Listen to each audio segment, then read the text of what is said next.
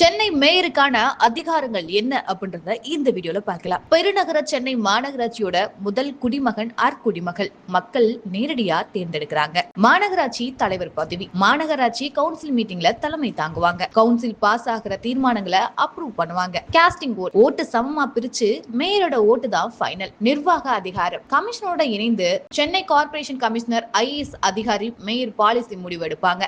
Commissioner execute பண்ணுவாங்க. Commissioner அதை நடைமுறைக்கு கொண்டு வருவாங்க. நிதி அதிகாரம் மாநகராட்சி பட்ஜெட் 5000 கோடி. இது கவுன்சில் அப்ரூவ் பண்ண மேயர் தலைமை. நிதிக்கான அதிகாரம் மாநகராட்சி பட்ஜெட் 5000 கோடிக்கு கவுன்சில் அப்ரூவ் பண்ண மேயருக்கு அதிகாரம் இருக்கு. திட்டங்கள் சாலை, குடிநீர், குப்பை, பூங்கா, பள்ளி, மருத்துவமனை எல்லாத்துக்கும் பாலிசி லெவல் முடிவெடுப்பாங்க. இப்போ இவங்க தான் முதல் குடிமகன் அப்படின்றனால இல்ல குடிமகள் அப்படின்றனால சென்னையில நடக்கிற அரசு விழாக்கள்ல மேயருக்கு முதல் மரியாதை கொடுக்கப்படும். இது முதல் மரியாதை அப்படின்றனால governor, CM, minister, mayor, collector, MLA, councillor அப்படின்ற ஆர்டர்ல தான் அடுத்தடுத்த நிகழ்வுகள் நடக்கும். இப்போ விளக்கேற்றுதல் மாநகராட்சி நிகழ்ச்சினா மேயர் தான் முதல்ல விளக்கேற்றுவாங்க.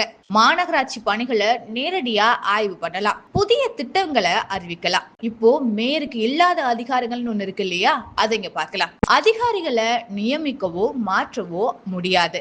அரசாங்கம் தான் இதை பண்ணும். பாலிசி அதிகாரம் கிடையாது. தனியா டெண்டர் விட முடியாது. MLA தொகுதியில தலையிட முடியாது. MLAவோட நிதிய மேயர் கட்டுப்படுத்தவும் முடியாது. நேற்றைக்கு நடந்த சம்பவம் கூட மாநகராட்சி நிகழ்ச்சி புரோட்டோகால் படி மேயருக்கு அப்புறம் IAS அப்புறம் MLA. நான் ரூலை ஃபாலோ பண்ண அப்படின்ற விஷயங்களும் மேயர் அவர்கள் அதுக்காக தான் அழுத்தி சொன்னதா இங்க கருத முடியுது.